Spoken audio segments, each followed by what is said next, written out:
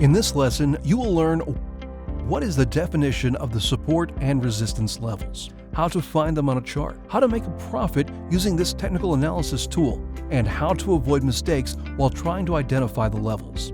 When you hear about support and resistance, you might wonder what the source of this phenomena on the market is. Well, the answer is simple.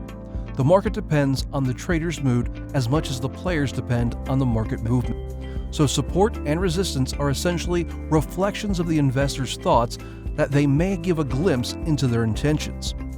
On this chart, we have 8 situations where the price got near the support line. Some of them are different from the others, as in certain cases the price bounced back directly from the level, while other times it didn't technically reach it.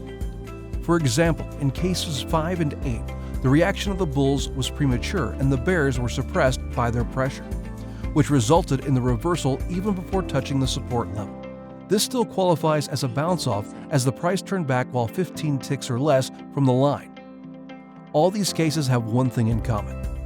The price getting close to the support line inspires uncertainty in sellers as to whether it's able to pass the level. And traders are starting to get whispers to open up buy deals, which stimulates the price increase. Of course, the same rules, only reverse, also apply when the prices are about to reach the resistance line. Now we can talk about how to find support and resistance levels. It's obvious at this point, but the major role in forming the levels is played by price tops and bottoms. That's why the first thing you should keep an eye on is significant peaks and troughs, as even one price could set a bar that will surely have an impact on the price movements in future. Another thing to be aware of is trend. The most powerful incline support and resistance lines are known to be created by trend channels. As you can see on this chart, each collision with the support line causes a consolidation period which repeated itself later on. When talking about ways to identify support and resistance levels, it's hard not to mention Fibonacci's retracements. More, the calculations process of this tool is beyond the scope of this lesson. You should know that it's considered to be one of the easiest techniques for the job. Looking at this example, it's impossible not to notice how the support and resistance level match the Fibonacci retracement levels. Another popular method of finding support and resistance is the pivot points based on the high, low, and closing price of the previous trading session.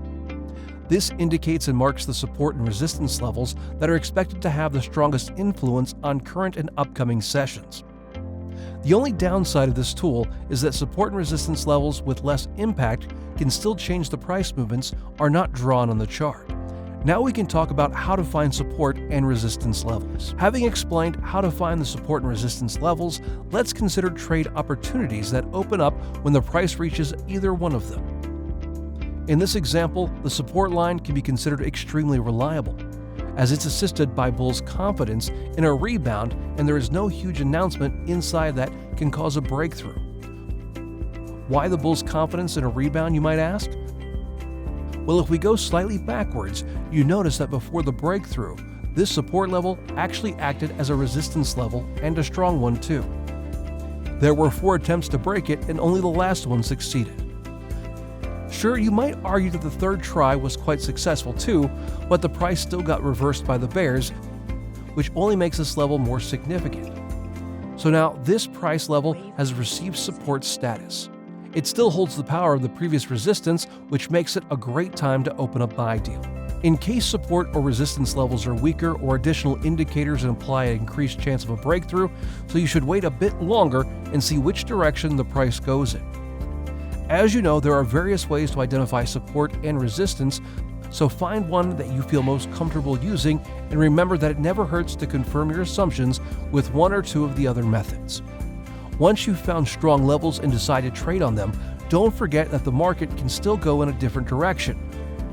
So make sure you place an appropriate stop loss and take profit. If you expect a reversal, it's recommended you set a stop loss around 10 ticks beyond the support or resistance level, in case the price does manage to slightly jump over it before turning back. A take profit should be set a few ticks before the opposite level.